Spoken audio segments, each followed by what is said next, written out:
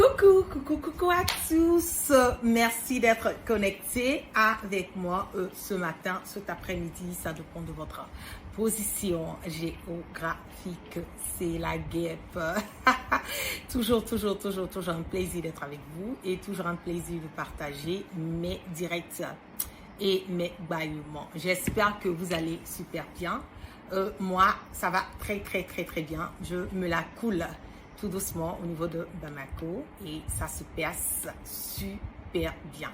Qu'est-ce qui se passe de l'autre côté et qu'est-ce qui se passe aussi au niveau de Bamako? Nous allons parler un tout petit peu.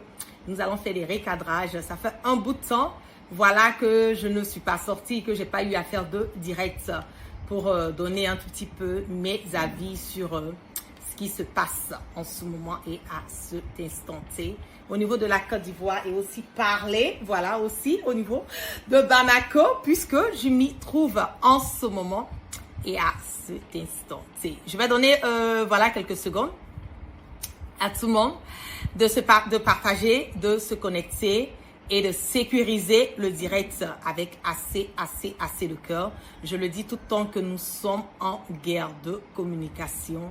Donc, rassurons-nous que les informations que nous partageons puissent quelque part véhiculer sans crainte et surtout sans peur. Donc, je laisse le temps à tout le monde de se connecter et nous allons parler. Je fais un coucou à tous mes abonnés au niveau de YouTube et à ceux qui sont au niveau de Facebook de me joindre sur YouTube pour que nous puissions, voilà, être sur le même pied d'égalité en fonction des informations que nous avons à partager. Qu'est-ce qui se passe?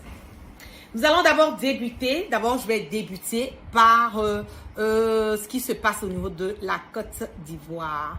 Quand on dit qu'on est sur les réseaux sociaux, quand on dit qu'on est une personne influente, on est, voilà, et on donne nos avis sur certains pas, faits et gestes concernant, certes, bien le volet de la politique, mais aussi le côté social, parce que nous voulons nous rassurer quelque part que cette génération est une génération consciente, qui fait la politique autrement, qui la fait intelligemment, certes, mais aussi nous rassurer que cette génération est une génération qui n'est pas déboussolée, et une génération qui ne part pas à la dérive, et une génération qui est focalisée et surtout une génération qui sait ce qu'elle veut et qui est prête à affronter tous les défis à venir.